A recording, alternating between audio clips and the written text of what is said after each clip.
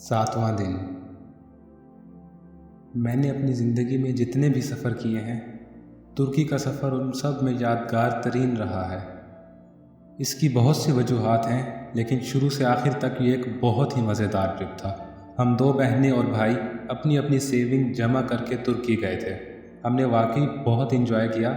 हम इस्तांबुल की गलियों में घूमते थे, तुर्कों के सामने उर्दू में एक दूसरे को लतीफ़े सुनाते हुए हंसते जाते थे।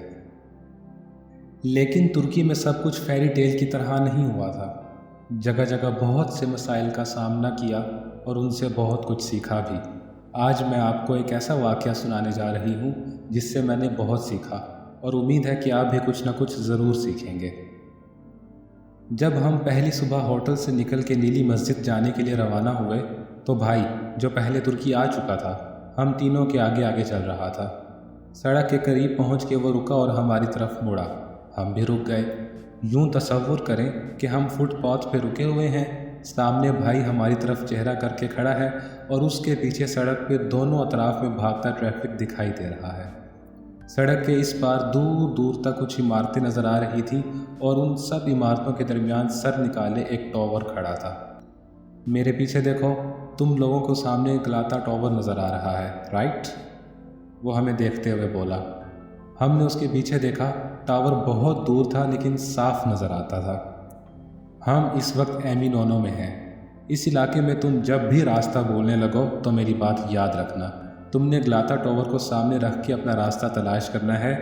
ये तुम्हारा नॉर्थ स्टार है। अच्छा, वो कैसे? ये मैं थी। सब बहन भाइयों में माशाल्लाह से जिसके दिमाग में सबसे उल्टा GPS फिट है, वो मैं हूँ। मुझे आप मेरे घर से 500 फुट फासले पे भी छोड़ दें तो मैं गूगल की मदद के बगैर घर नहीं पहुंच सकती। मैं हर रोज़ एक ही रास्ते से गुजरने के बावजूद उसे याद रखती हूँ, ना अपने शहर का नक्शा सीखने की कोशिश करती हूँ। मैंने भाई से सवाल तो पूछ लिया, लेकिन मुझे यकीन था कि मैंने वैसे ही इस्तांबुल में किसी दिन खो जाना है। इसलिए भाई जो कहने वाला है, मैंने उसको समझने के लिए ब्रेन सेल ज़ाया नहीं करने, बस सर हिला के जाहिर करना है कि मुझे समझ आ गया। देखो, तुमने हमेशा गलाता टावर को सामने रखना है। अगर तुम गलाता की तरफ मुंह करके खड़ी हो तो नीली मस्जिद को जाने वाला रास्ता तुम्हारे दाएं हाथ होगा और होटल को जाने वाला रास्ता बाएं हाथ। मैंने सर हिला दिया और साथ ही ब्रेन सेल्स को सख्ती से ताकीद की कि इस हिदायत को अपने अंदर महफूज नहीं करना, क्योंकि इसका कोई फ़ायदा नहीं है। लेकिन पता नहीं क्यों मुझे याद रह गया कि अगर गलाता सामने हो तो सुल्तान अहमद हमेशा दाएं जानिब होगा। वो इलाका जहाँ नीली मस्जिद, तोपकपी महल और आया सोफिया साथ साथ खड़े हैं, उस इलाके को सुल्तान अहमद कहते हैं, क्योंकि नीली मस्जिद का असल नाम सुल्तान अहमद जामिया है। ये इलाका सियाहों का गढ़ है और सियाह इस्तांबुल आते ही सबसे पहले यहीं जाते हैं, और बहुत से लोग सुल्तान अहमद के अलावा इस्तांबुल की 1-2 जगह देख के ही यहाँ से चले जाते हैं। सो हुकूमत ने सियाहों के लिए तमाम सहूलियात इसी इलाके में इकट्ठी कर दी हैं ताकि उन्हें कोई मसला ना हो। पहले दिन जब हम नीली मस्जिद गए तो उस रोज़ तोपकपी महल बंद था। हफ्ते में एक दिन वो बंद होता है। हमने नीली मस्जिद, आया सोफिया वगैरह सब देख लिया और सोचा कि अगले दिन यहाँ आएंगे। ये वो प्लान था जो मैंने तरतीब दिया था।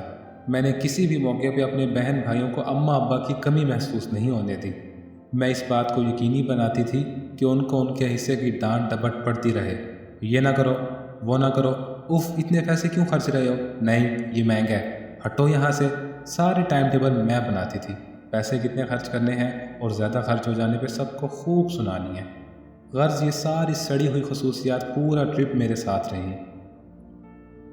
उस रोज़ हम तोपकपी महल नहीं जा सके और ये बात मुझे पसंद नहीं आई, क्योंकि मेरी कंट्रोलिंग फितरत के बरक्स कुछ हुआ था और उस बात की वजह से प्लान ख़राब हुआ था। सो मैंने अगले दिन का प्लान पहले से तरतीब दे दिया। इतने बजे हम सुबह तोपकपी जाएंगे, फिर वहाँ से दोलमाबाशी पैलेस और वहाँ से इस्तकलाल स्ट्रीट। अब ये प्लान पत्थर पे लकीर है और ये ज़रा भी नहीं हिलना। खबरदार जो तुम लोगों में से कोई वक्त पे ना जागा, नमाज़ पढ़ो और सो जाओ। अगली सुबह हम होटल से निकले और वॉक करते हुए बस स्टॉप तक गए। सामने सड़क थी और उसके पार दूर कहीं गलाता टावर इमारतों में सर निकाले खड़ा था। भाई ने कहा कि आज हम ट्राम के बजाय आम बस से जाएंगे। वो नॉर्मल बस का ट्राम से किराए वगैरह का फ़र्क चेक करना चाह रहा था। उसको वैसे ही रास्ते एक्सप्लोर करने का शौक़ है और मुझे प्लान पे पक्के रहने का। अब आप तसव्वुर करें, हम 2 लड़कियां 2 लड़के सड़क किनारे बस के इंतज़ार में खड़े हैं। ग्लाता हमारे सामने है और हमने उस बस को पकड़ना है जो दाएं तरफ लेकर जाए। एक दाएं जानिब को जाती बस स्टॉप पर रुकी तो भाई ने पूछा, तोपकपी पैलेस? ड्राइवर ने कहा, आप सड़क के दूसरी जानिब जाएं, वहाँ जो बस आएगी वो तोपकपी जाएगी। मैंने गर्दन ऊंची करके सड़क के दूसरी तरफ देखा। वहाँ ट्रैफिक बाएं जानिब को जा रही थी। फिर वो तोपकपी पैलेस कैसे जाएगी? निमरा, इन बातों पे हमने अपना दिमाग खर्च नहीं करना। हमारा दिमाग ज़्यादा अहम बातों के लिए, मसलन अपने बहन भाइयों की ज़िंदगी मज़ीद कैसे जीवन करनी है। मैंने सर हिला के तमाम ख्यालात को झटक दिया। भाई ने करीब चलते एक राहगीर से पूछा। उसने भी कहा कि तोपकपी की बस दूसरी सिमत से मिलेगी। तो हम सड़क अबूर करके दूसरी जानिब चले गए। अब यहाँ जो भी बस गुजरती वो बाएं जानिब जा रही थी। खैर, मुझे रास्तों का नहीं पता चलता। भाई जो फैसला कर रहा है ठीक ही कर रहा है, मैं सोच के मुतमईन हो गई। एक बस रुकी। भाई ने ड्राइवर से पूछा, तोपकपी पैलेस? ड्राइवर ने हाँ कह के दरवाज़ा खोल दिया। हम बैठ गए। बस चल पड़ी। ग्लाता से बाएं जानिब मैंने सर झुका के भाई से पूछा, हमने ग्लाता से दाईं तरफ नहीं जाना था? हाँ, मैं भी यही सोच रहा था, लेकिन मेरा ख्याल है ये आगे जाके यू टर्न लेगी। सब कह रहे हैं तो ऐसा ही होगा। वो भी थोड़ा कंफ्यूज था, लेकिन खैर मैं मुतमईन हो गई। ये मेरा मसला नहीं था। बस चलती गई चलती गई चलती गई। यू टर्न नहीं आया। एक एक स्टॉप पे मुसाफिर उतरने लगे। हम सब के फ़ोन में जीपीएस ऑन था। मैंने नीली मस्जिद की लोकेशन लगा के चेक किया। जीपीएस कह रहा था कि हम नीली मस्जिद से दूर जा रहे हैं, मगर बस यू टर्न नहीं ले रही थी। भाई ने फिर ड्राइवर और एक मुसाफिर से पूछा कि बस तोपकपी ही जा रही है ना? सब ने कहा, हाँ भाई, आखिरी स्टॉप तोपकपी ही है। यानी बस आखिर में कहीं से बिलाखिर यू टर्न लेगी। हम मुतमईन हो गए। बस आहिस्ता आहिस्ता खाली होने लगी। सफ़र तवील होने लगा। बिला आखिर एक स्टॉप पे बस रुक गई। आखिरी मुसाफिर उतरा और उसके बाद ड्राइवर ने अपनी नशिस्त छोड़ दी और खड़े होकर हमारी तरफ मुड़ा। हमें देखा और दोनों हाथ उठा के ज़ोर ज़ोर से अंग्रेज़ी में बोला, स्टॉप, फिनिश, तमाम, और बाहर निकल गया।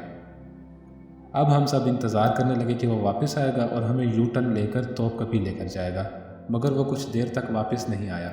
हम खाली बस में परेशान बैठे रहे। फिर हम बाहर निकले।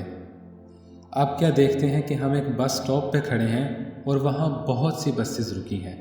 भाई ने कन्फ्यूजन से एक बंदे को रोक के पूछा कि हमने तोपकपी जाना था, ये बस वाला हमें यहाँ कहाँ ले आया है? उसने दूर सड़क की तरफ इशारा करके कहा, वो है ना तोपकपी। और जानते हैं वो क्या था? वो शहर की फसील थी। ओह नो, असल में हुआ ये कि तोपकपी का मतलब है तोप का दरवाज़ा। इस्तांबुल शहर की फसील पे बनी 3 रवैया दीवार को तोपकपी कहा जाता था, जहाँ दरवाज़ों में तोप लगी होती थी। दुश्मन फ़ौजों से मुकाबला यही होता था। ये शहर की हदूद थी, आखिरी किनारा।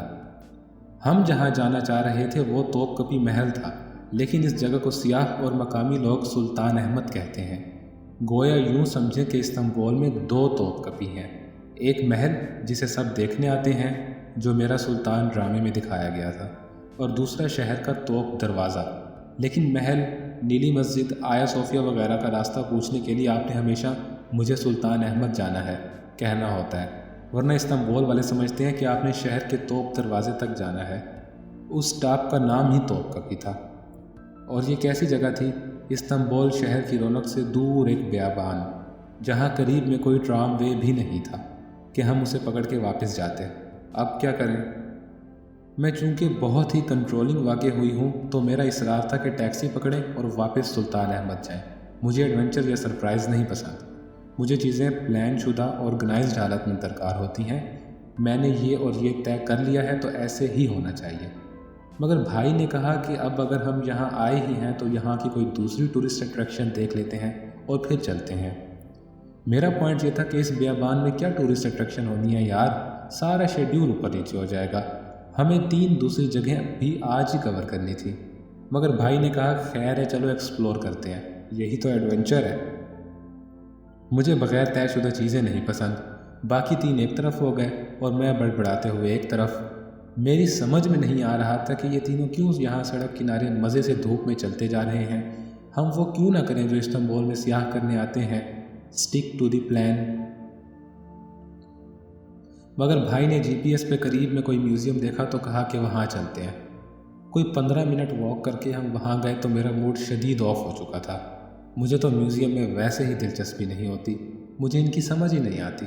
जब म्यूज़ियम के दरवाजे पे पहुँचे तो मालूम हुआ कि हर शख्स का टिकट 1000 पाकिस्तानी रुपए जितना था।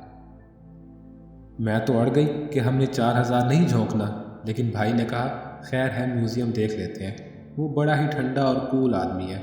सो हमने टिकट लिए और एक सुरंग सी जगह से गुजर के अंदर गए।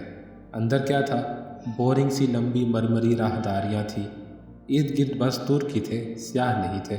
सुल्तान अहमद के इलाके में तुर्क कम ही होते थे, 90% सियाह होते थे। अगर ये जगह अच्छी होती तो यहाँ सियाह होते, है ना। खैर हम आगे बढ़ते गए। वहाँ दीवारों पे चंद पेंटिंग्स के फ्रेम्स लगे हैं। कुछ लोग फासले फासले पे खड़े उनको देख रहे हैं। खामोशी, बोरियत, तौबा, क्या मिलता है लोगों को इन बोरिंग जगहों पे आके। मैं मरे मरे कदमों से अपने बहन भाइयों के साथ चलने लगी। वो जंग का म्यूज़ियम था, मुझे बस इतना समझ आया। वहाँ जंगी पेंटिंग्स थी। पता नहीं इस म्यूज़ियम को बना के तुर्कों को क्या मिला, एवं हमारा दिन बर्बाद किया। मैं जले कटे अंदाज में सोच रही थी। फिर मैंने एक आइडिया सोचा। अपने बहन भाइयों को जल्दी जल्दी यहाँ से निकालने का एक ही तरीका था कि मैं खुद जल्दी जल्दी सब देख लूँ और उनसे कहूँ कि आगे सब बहुत बोरिंग है, निकलो यहाँ से। सो मैं उनसे आगे चलती गई। मैं पेंटिंग्स तो देख ही नहीं रही थी, मगर मैंने महसूस किया कि वो किसी एक ही जंग का म्यूज़ियम था, क्योंकि सब तस्वीर एक जितनी बोरिंग थी। हॉल के इख्तिताम पे मैं एक जगह रुकी। वहाँ एक मेज़ पे एक मॉडल रखा था। मैं यूं ही रुक के मॉडल देखने लगी। वो एक छोटा सा मॉडल था, जितना डॉल हाउस होता है ना, बस उतना सा। मैंने सर झुका के उसके अंदर देखा। वो मॉडल गोल था, बिल्कुल गोल, जैसे फुटबॉल के स्टेडियम होते हैं। वो एक मैदान सा था, उस पर जंगी साजो सामान बिखरा था। उसके ऊपर एक उठा हुआ ढक्कन सा रखा था। मैंने गर्दन झुका के मज़ीद उसके अंदर झांका। ढक्कन के अंदरूनी तरफ आसमान की मंजर कशी की गई थी। जंग के धुएं पेंट किए गए थे। मैंने सोचा कि अगर मैं छोटी सी बोनी होती और उस मॉडल के अंदर घुस जाती तो मुझे अपने ऊपर ये पेंट शुदा आसमान नज़र आता और मुझे लगता कि मैं जंग के मंजर में खड़ी हूँ। लेकिन मैं छोटी सी बोनी नहीं थी। मैं एक ऑफ मूड वाली लड़की थी जो इस बोरिंग म्यूज़ियम में वक्त और पैसे झोंक के खड़ी थी। मुझे यहाँ से जाना था। क्या मुसीबत है यार। मैंने मुड़ के देखा, मेरे बहन भाई अभी दूर थे। मैं जहाँ थी वहाँ म्यूज़ियम ख़त्म था। अलबत्ता एक तरफ तीर के निशानों से सीढ़ियों की जानिब इशारे बनाए गए थे।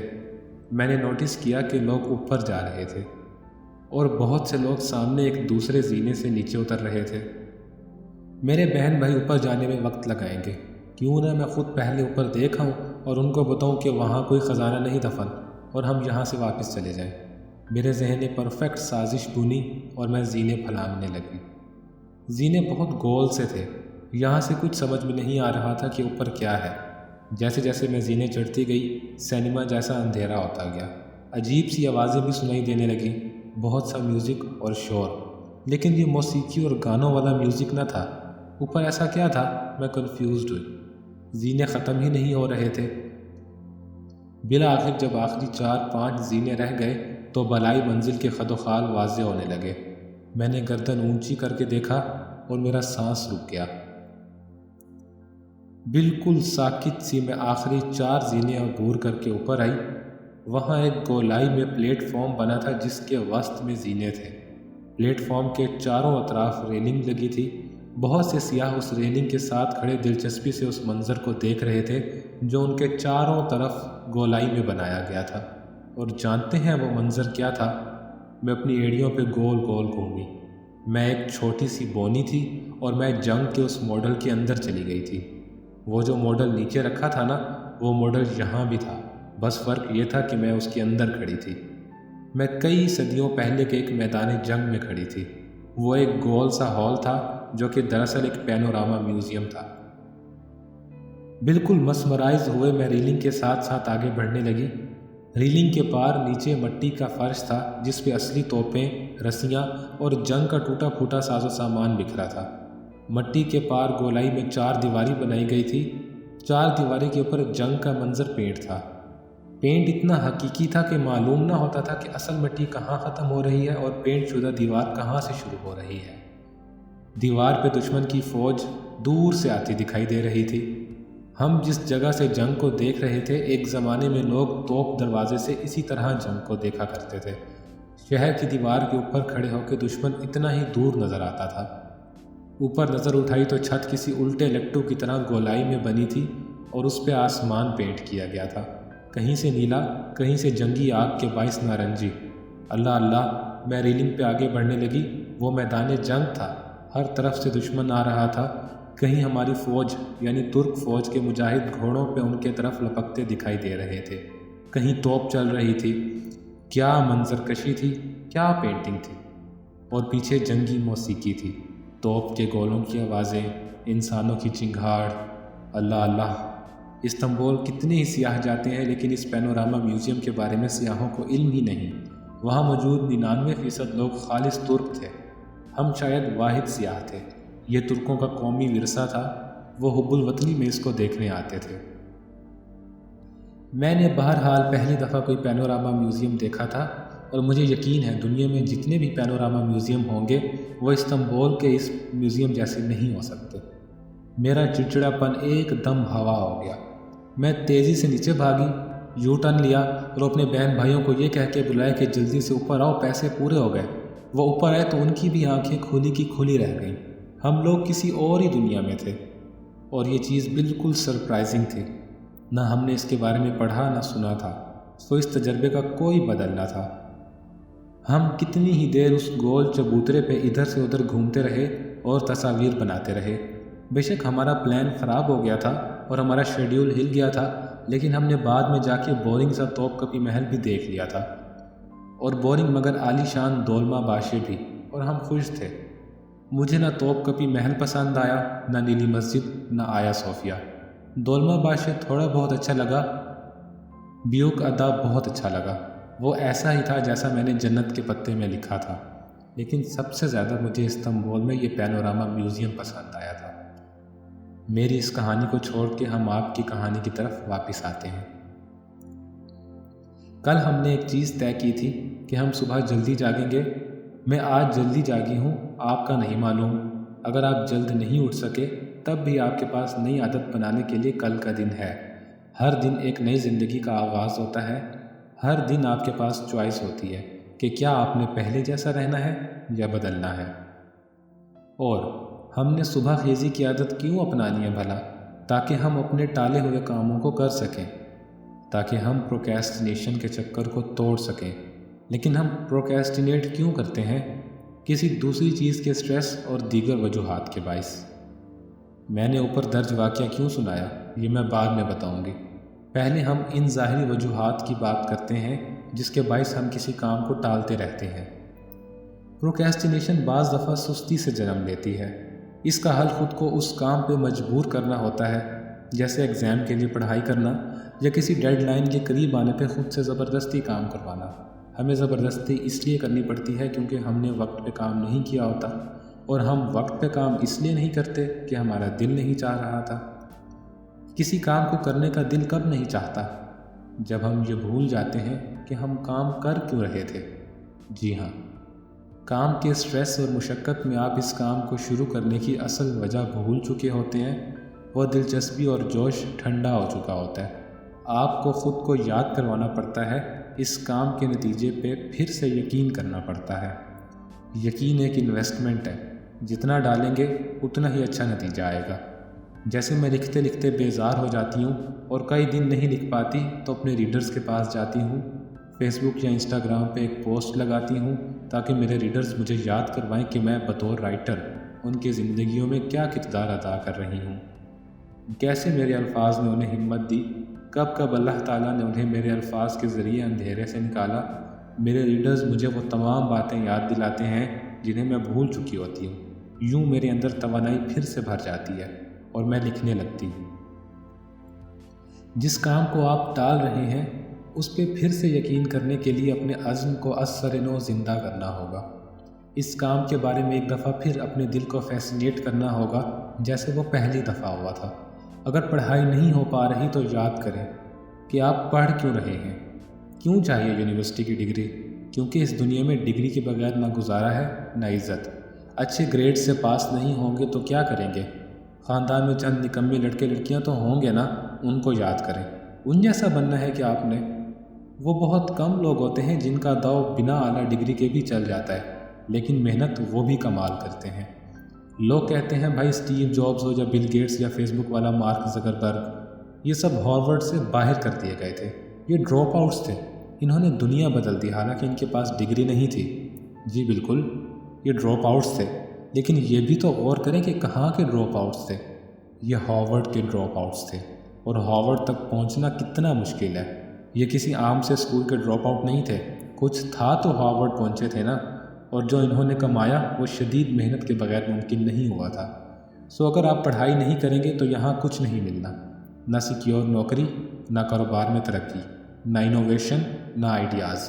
تعلیم آپ کا ذہن کھولتی ہے، عزت دیتی ہے۔ سو واپس اس وجہ تک جائیں جس کے باعث اس کام کو شروع کیا تھا۔ آپ کی کھوئی ہوئی دلچسپی آپ کو وہیں ملے گی۔ چیزیں وہیں سے ملا کرتی ہیں جہاں انہیں کھویا گیا تھا۔ بعض دفعہ یقین کے باوجود بھی کوئی کام نہیں ہو پا رہا ہوتا، ایسے میں پروکریسٹینیشن کے چکر کو توڑنے کا سب سے اچھا حل ہے فطرت کے قریب جانا۔ واک کرنا، تازہ ہوا میں باہر نکلیں، لمبی واک کریں اور خود سے باتیں کریں۔ یہ عمل ہر دفعہ آپ کا موڈ درست کرے گا۔ ایک دوسری ایکسرسائز ہے برتن دھونا۔ برتن دھونا تو باقاعدہ ایک تھراپی ہے، یہ آپ کے ذہن میں لگے میل کو بھی بہت مزے سے صاف کرتا ہے۔ میرا ٹیچر کہتا ہے جب مجھے رائٹرز بلاک درپیش ہوتا ہے تو میں کسی میوزیم کی طرف نکل جاتا ہوں، آرٹ گیلریز میں جا کے آرٹ دیکھتا ہوں، کتابیں پڑھتا ہوں، ڈرامے دیکھتا ہوں۔ آپ بھی کسی آرٹ ورک کو دیکھیں، پڑھیں یا وزٹ کریں، اس سے بھی ذہن کھلتا ہے۔ جیسے ایک اچھی تھرلنگ مووی دیکھ کے آپ کو لگتا ہے کہ آپ پہلے سے زیادہ ذہین ہو کے اٹھے ہیں، ہے نا؟ ایک اور کام جو بہت فائدہ دیتا ہے وہ اپنے کریٹیو بلاک سے سمجھوتا کرنا اور جرنل لکھنا ہے، یعنی کہ ڈائری لکھنا، اور کوئی لمبی چوڑی دکھ کی داستان نہیں لکھنی۔ آپ نے ہر روز 6 ایسی چیزیں اس میں لکھنی ہیں جو آپ نے آج دیکھی ہیں، کوئی سے 6 مشاہدات، مختصر ترین الفاظ میں ان کو نوٹ کریں اور ڈائری بند کر دیں۔ یہ ایکسرسائز آپ کا ذہن کھولے گی۔ پہلے دن تو آپ یوں ہی لکھ لیں گے، لیکن اگلے دن سے آپ ہر چیز کو ایک نئے زاویے سے دیکھنے لگیں گے، اور رات کو جب انہیں نوٹ کریں گے تو بہت مزہ آئے گا۔ میں نے اپنے ٹیچر سے کہا کہ میں یہ سارے کام کر لیتی ہوں، تب بھی کبھی کبھی مجھ سے لکھا نہیں جاتا، تو وہ بولا کہ لکھنے کے علاوہ دوسرے کام بھی کوئی برے کام نہیں ہوتے، جب لکھ نہ سکو تو خود کو معاف کر دیا کرو اور دوسرے کام کیا کرو۔ میں نے یہ بھی آزما کے دیکھا، کبھی کبھی یہ طریقہ بھی کام نہیں کرتا۔ تخلیقی کام، دل سے کرنے والے کاموں کا مسئلہ یہ ہوتا ہے کہ یہ زور زبردستی نہیں ہوتے۔ یہ ایک میپل کے درخت کی طرح ہیں جس کے اندر سے رس نکلنے کے انتظار میں آپ پیالہ لیے کھڑے ہیں، رس آہستہ آہستہ نکلے گا۔ آپ درخت پہ چیخیں چلائیں، اس کو برا بھلا کہیں یا خود کو کوستے ہوئے بلک بلک کے روئیں، رس نکلنے کے عمل میں تیزی نہیں آئے گی، وہ آہستہ آہستہ اپنی رفتار سے ہی نکلے گا۔ ذہن بھی میپل کا درخت ہے، اسے کلہاڑا لے کر ذبح کرنے سے سونے کے سارے انڈے ایک ساتھ نہیں مل جائیں گے۔ اس کے اندر سے خزانوں کو باہر آنے میں وقت لگتا ہے۔ ہر چیز اپنے وقت پہ ہوتی ہے، اس لیے کبھی کبھی اپنے ذہنی بلاک کو خاموشی سے گزار لیا کریں، خود پہ غصہ ہوئے بغیر، خود کو برا بھلا کہے بغیر۔ لیکن میں ایسا نہیں کر سکتی۔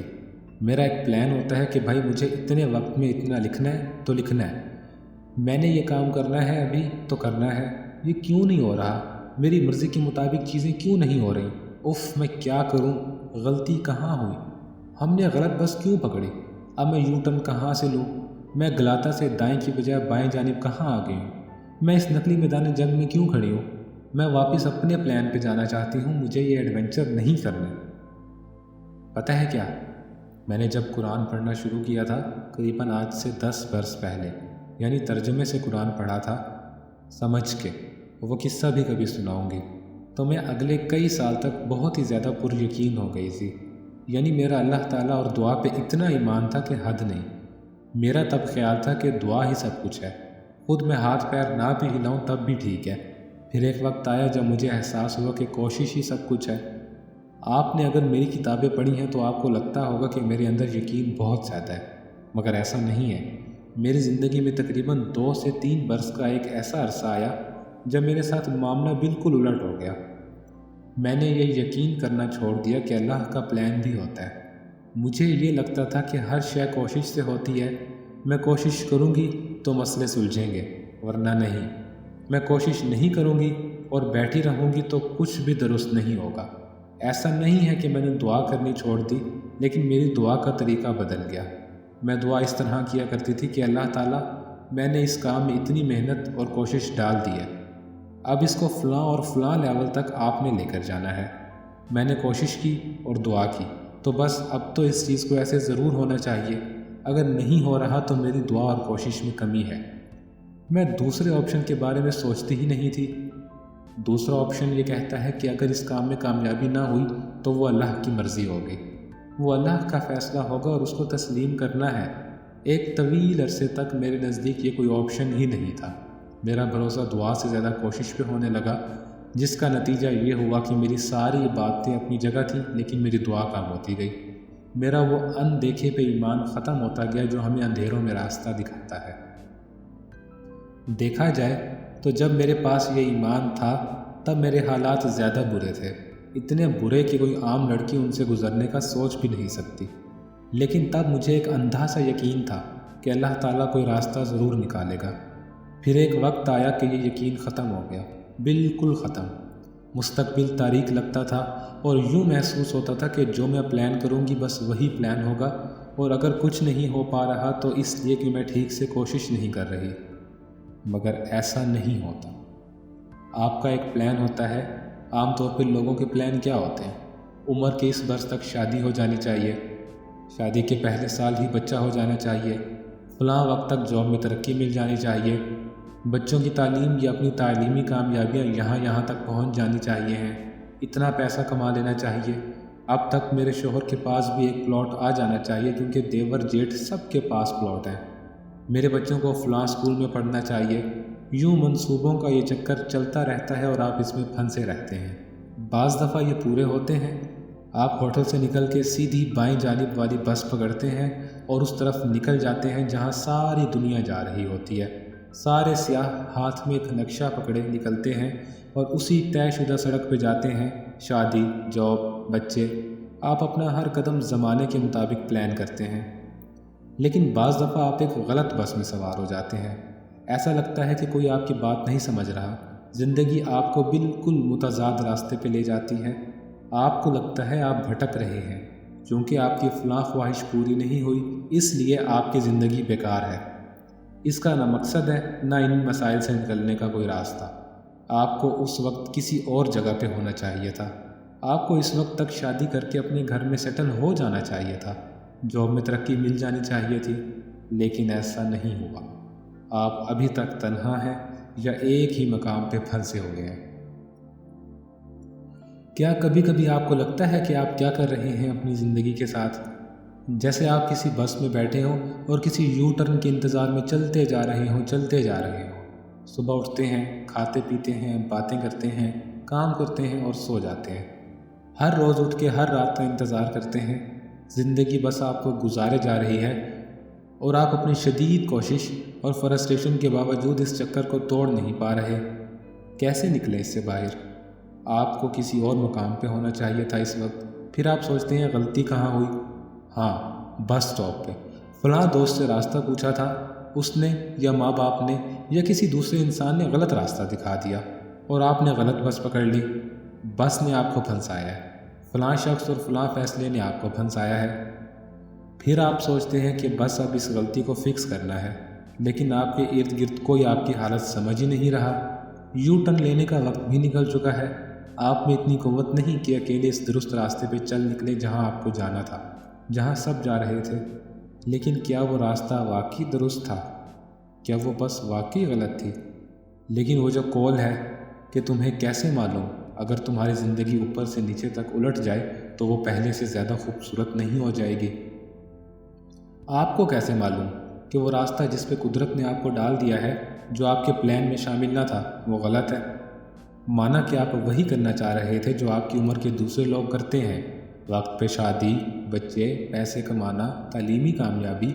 مانا کہ آپ تو کبھی پہلے سے ہی جانا چاہتے تھے جہاں سارے سیاح جاتے ہیں، وہ اسی کا خواب دیکھ کے اس سفر پہ نکلتے ہیں۔ ترکی جانے لگو تو ہر نقشے یا ٹورسٹ گائیڈ بک پہ نیلی مسجد یا آیا صوفیہ وغیرہ کی ہی تصاویر ہوتی ہیں۔ انہی جگہوں کو دیکھنے سارے سیاح وہاں جاتے ہیں جن کو انہوں نے تصاویر میں دیکھ رکھا ہوتا ہے، اور وہ جگہیں سیاحوں کو حیران یا مسحور نہیں کرتی۔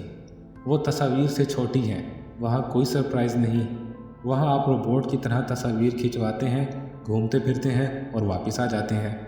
مانا کہ آپ وہی کرنا چاہتے تھے جو سب کرتے ہیں، لیکن جس چیز کو آپ ایک غلط فیصلہ، ایک عجیب موڑ، ایک غیر متوقع صورتحال سمجھتے ہیں، دراصل وہ ایک ایسی بس ہے جس میں قدرت نے آپ کو سوار کر دیا ہے۔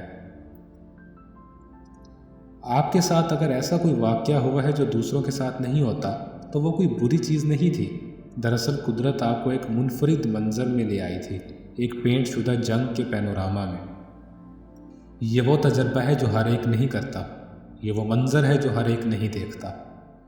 اپنی زندگی کی کہانی کو ہی دیکھ لیں، آپ کے ساتھ جو ہوا وہ ہر ایک کے ساتھ نہیں ہوتا۔ اپنے کسی غم اور تکلیف میں آپ نے یہ ضرور سوچا ہوگا کہ دوسروں کے ساتھ تو یہ نہیں ہوتا، دوسرے لوگوں کے لیے راستے اتنے مشکل نہیں ہوتے۔ یہی تو ساری بات ہے۔ آپ کے ساتھ جو مختلف ہوا ہے بظاہر وہ بہت چڑچڑا کر دینے والا ہے، لیکن وہ ہر ایک کے ساتھ نہیں ہوتا۔ دوسرے تو بنے بنائے راستے پہ چل رہے ہیں، آپ نے ایک مختلف بس لی تھی۔ وہ بس غلط نہیں تھی، وہ صرف مختلف تھی۔ وہ آپ کو ایک ایسے اسٹاپ پہ اتار کے چلی گئی ہے جہاں آپ اپنی منزل سے کافی دور آ گئے ہیں۔ آپ کے پاس یہاں چند آپشن ہیں۔ آپ آج بھی چاہیں تو متعین کردہ راستے پہ جا سکتے ہیں، پیسے ہیں جیب میں، ٹیکسی تو چاہیں تو ٹیکسی پکڑیں اور چلے جائیں، یا پھر آپ اسی جگہ کو ایکسپلور کر سکتے ہیں۔ اس راستے پہ چل کے دیکھیں تو صحیح کہ اللہ تعالیٰ آپ کو وہاں کیوں لایا ہے۔ وہاں ایسا کیا ہے جو اللہ آپ کو دکھانا چاہتا ہے، ایسا کیا سبق ہے جو اللہ آپ کو سکھانا چاہتا ہے۔ نئے راستے پہ خود کو ایڈجسٹ کرتے وقت بھی آپ کو مشکل پیش آئے گی، آپ کو عادت نہیں ہے نا اس کی۔ آپ کے پاس یہاں بھی دو آپشن ہیں، یا میری طرح چڑچڑے ہو کے برے برے منہ بنا کے اس جگہ کو ایکسپلور کریں، یا بھائی کی طرح خوش دلی اور دلچسپی سے ایک ایک چیز کو دیکھیں۔ میں نے آپ کو بتایا نا کہ میں نے ایک لمبا عرصہ دعا پہ یقین کرنا چھوڑ دیا تھا۔ دعا پہ یقین یہ کہتا ہے کہ اگر وہ قبول نہیں ہو رہی تو یہ اللہ کا فیصلہ ہے۔ میں نے یہ ماننا چھوڑ دیا تھا، مجھے لگتا تھا کہ ساری کوشش انسان خود کرتا ہے، ہم اپنی زندگی خود بگاڑتے ہیں، خود سنوارتے ہیں۔ اللہ ہماری مدد تب کرتا ہے جب ہم اپنی مدد کرنا چاہیں، لیکن اگر میں اپنی مدد کرنے کی بھرپور کوشش کروں تب بھی میں کامیاب نہ ہوں تو میں شدید فرسٹریشن کا شکار ہوتی ہوں۔ مجھے لگتا تھا کہ میرے مسئلے میرے اندر ہیں، کمی میری کوشش میں ہے۔ میں دعا کرتی تھی تو اس طرح کہ اللہ تعالیٰ بس میرا پیر ٹھیک کر دے تاکہ میں عمرہ کر لوں۔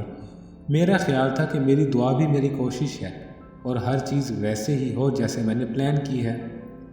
پھر میں نے زندگی سے سیکھا کہ نہیں، آپ جتنے پلان بنا لیں اللہ تعالیٰ کا پلان آپ کے لیے موجود ہے۔ اور پہلے یہ بات مجھے بہت فرسٹریٹ کرنے لگی، ایسا لگا کہ پھر ہماری کوشش کا کیا فائدہ۔ پھر میری سمجھ میں آیا کہ دونوں چیزیں برابر کرنی ہیں، کوشش بھی اور دعا بھی، لیکن ناکامی کو ہمیشہ ذہن میں رکھنا ہے، کامیابی کے لیے بھی تیار رہنا ہے۔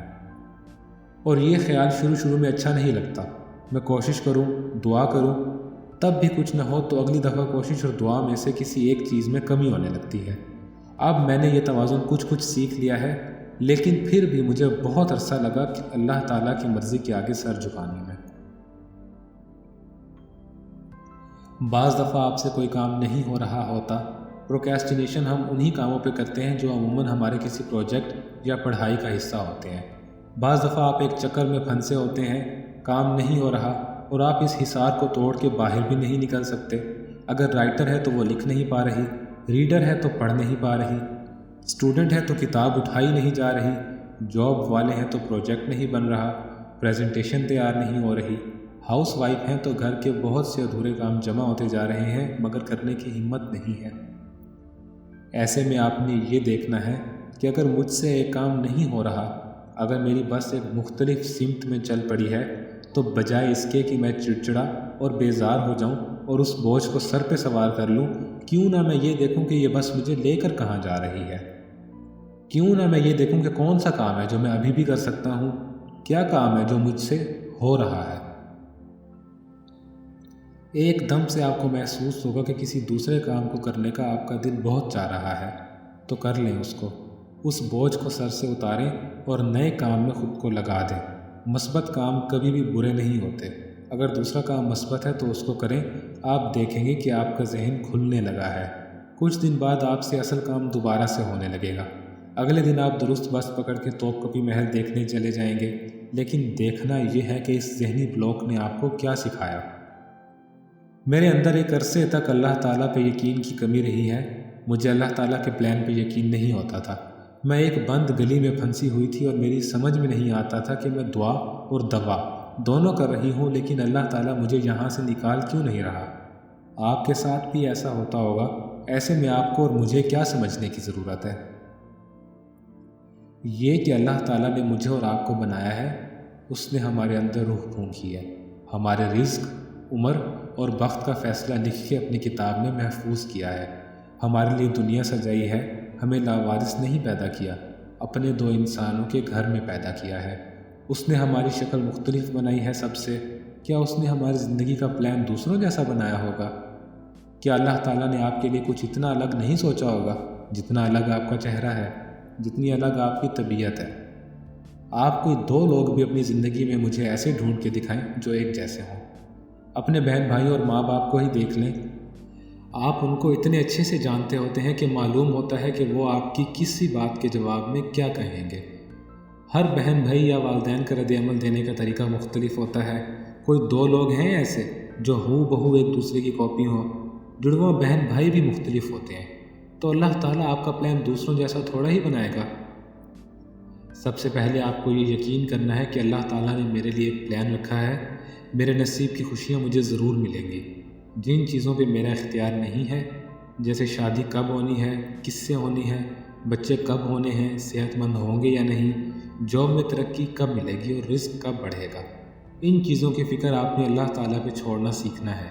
ये परेशानियाँ अल्लाह ताला के हवाले करनी है और उसके बावजूद आपको अपने मसले हर रोज़ याद आएंगे।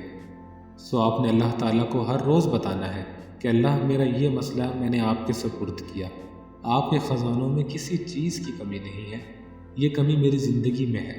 मेरे इस मसले को अल्लाह ताला आपने हल करना है। मैं इसकी फ़िक्र नहीं करूँगी आज से, क्योंकि मुझे आप पे यकीन है कि आप मुझे अकेला नहीं छोड़ेंगे। आप मुझे इतना लंबा अरसा नाखुश नहीं रहने देंगे। आप मेरे गमों को आहिस्ता आहिस्ता दूर करते रहेंगे। आप मेरी ज़िंदगी से इन तकलीफ़ देने वाले लोगों को निकाल देंगे। आप मुझे मेरे हिस्से की खुशियाँ ज़रूर देंगे। मुझे यकीन है कि मेरे साथ पहले जितना बुरा होना था हो गया। अब मेरे साथ आप कुछ बुरा नहीं होने देंगे। ये यकीन आपको एक दिन में नहीं आएगा, ये बार बार ख़ुद को दिलाने से आएगा। इसका तरीका ये है कि नमाज के बाद दुआ मांगते वक्त अल्लाह ताला से मुकालमे की सूरत गुफ्तगू की आदत डालें और उस गुफ्तगू में आपने अल्लाह ताला से यकीन मांगना है।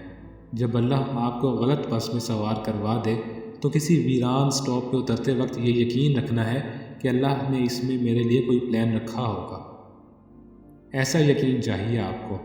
कभी काम में रुकावट आ जाए या आप अपने शेड्यूल से हट जाएं तो मायूसी और फ्रस्ट्रेशन को ये सोच के भगाने का यकीन कि जो अल्लाह मुझे यहाँ तक लाया है वही मुझे इससे निकाल भी देगा। लेकिन गलत बस तो बहुत से लोग पकड़ते हैं। बहुत सौ की बस रास्ते में ख़राब भी होती है, रुक जाती है, उनका सफ़र लटक जाता है। फिर सभी लोग कामयाब क्यों नहीं होते? सबको ही पेंट शुदा पैनोरामा क्यों नहीं देखने को मिलता? क्योंकि सब लोग गलत बस में सवार होने पे एक जैसा रद्द-ए-अमल नहीं देते। आपकी बदबख्ती और नेकबख्ती को बाज़ दफ़ा आपका रद्द-ए-अमल मुतय्यन करता है। अल्लाह चाहता तो सब लोग ही अच्छे और नेक होते, हर मुश्किल पे साबिर और हर वक्त यकीन करने वाले। लेकिन फिर इम्तिहान पे अजर कैसा, सज़ा और इनाम कैसा? अगर आप बस के गलत रूट पे निकल जाने पे उसी स्टॉप पे बैठ जाते हैं और हर आते जाते शख्स को अपना मसला सुनाते हैं, लोगों से भीख की सूरत मदद मांगते हैं, वावेला करते हैं और ये समझते हैं कि हाय हम खो गए, बस अब तो सारी दुनिया अंधेर होगी, तो आपने ख़ुद को इस इम्तिहान में फ़ेल कर दिया है। हो सकता है कि कोई तरस खा के आपको असल बस में सवार करवा दे और वह मुसीबत टल जाए। ज़िंदगी के जिस कठिन फेज़ में उस वक्त आप हैं वो जल्द ख़त्म हो जाए। लेकिन क्या मुश्किलात से सिर्फ निकलना ही कामयाबी है? क्या हमने कुछ सीखना नहीं था?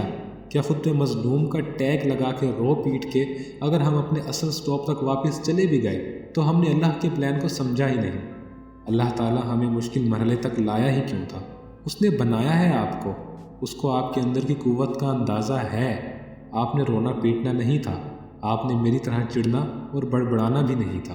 آپ نے میرے بھائی کی طرح مسکرا کے دلچسپی سے اس جگہ کو ایکسپلور کرنا تھا، ڈھونڈنا تھا کہ یہاں کیا ہے۔ جب زندگی آپ کو کسی شخص یا ماحول میں باندھ دے، آپ خود کو قیدی تصور کریں۔ ایسے حالات میں بھی اپنے فائدے اور دلچسپی کے کام ڈھونڈیں، اپنی قید کو بھی خوبصورت بنائیں۔ مجھے اس حالت سے اللہ تعالیٰ کیا سکھانا چاہ رہا ہے، یہ سمجھنا ہے۔ کسی حالت میں آپ نے صبر سیکھنا ہے تو کسی میں شکر۔ بس ہر حالت میں وہ تلاش کرنا ہے جو اللہ نے آپ کے لیے رکھا ہے، لیکن بغیر سیکھے کسی فیز سے نہیں نکلنا، بغیر اس مسئلے کی وجہ سمجھے میں اس میں کیوں ہوں۔ مجھے کچھ تلاش کرنا ہے، اپنے آپ کو تلاش کرنا ہے۔ جب خوشیاں بہت زیادہ ہوں تو انسان اپنے آپ کو تلاش نہیں کر پاتا۔ یہ غم ہوتے ہیں جو ہمیں ہماری ذات سے ملاتے ہیں، ہمارے مسئلے ہوتے ہیں جو ہمیں ہماری انمول ذات کی طرف لے کر جاتے ہیں۔ جب کام کے درمیان رکاوٹ آئے تو یہ سوچ کے نہیں بیٹھ جانا کہ جو اللہ کی مرضی، یہ تو سستی ہوگی۔ اللہ کی مرضی سوالات کے جواب ڈھونڈنے میں ہے۔ میں اس سچویشن میں کیوں ہوں، مجھے یہ راستہ کس طرف لے کر جا رہا ہے۔ ایک اور غلطی جو کچھ لوگ کرتے ہیں وہ یہ ہے کہ غلط راستے پہ نکل پڑیں تو اس کو ایکسپلور کر کے واپس نہیں آ جاتے، بلکہ اسی پہ آگے بھٹکتے جاتے ہیں۔ یہ اللہ کی مرضی نہیں ہے۔ آپ نے پینوراما دیکھ کے سپہر میں واپس توپ کپی ضرور جانا ہے۔ شوق اپنی جگہ، ذمہ داری اپنی جگہ۔ آپ نے بھٹک نہیں جانا، اپنے اصل کام کی طرف واپس ضرور آنا ہے، لیکن غلط راستے سے کچھ سیکھ کے۔ میں چند دن نہیں لکھ پاتی تو کچھ اور کرنے لگ جاتی ہوں، کوئی کمرہ سجانے، کہیں گھومنے پھرنے، واک کرنے، اور ان سب تجربات سے جو سیکھ کے آتی ہوں اس کو چند دن بعد لکھائی کی طرف واپس آ کے اپنی تحریر میں قطرہ قطرہ انڈیلنے لگتی ہوں۔ مجھے واپس اپنے رائٹنگ ڈیسک پہ آنا ہی ہوتا ہے۔ آپ کو واپس اپنے اصل کام اور اصل حالات میں آنا ہی ہوگا، لیکن وہ چند بیکار دن جو ہر کام کے درمیان میں آتے ہیں ان کو ناکامی سمجھنا چھوڑ دیں۔ وہ صرف ایک غلط بس ہے۔ ان کے راستے کا تعاقب کریں اور خود کو ایک چھوٹا سا بونا بنا کے کسی پینٹ شدہ پینوراما میں لے جائیں۔ یاد ہے نا ایلس کی کہانی میں ونڈرلینڈ کا خرگوش کیا کہتا تھا؟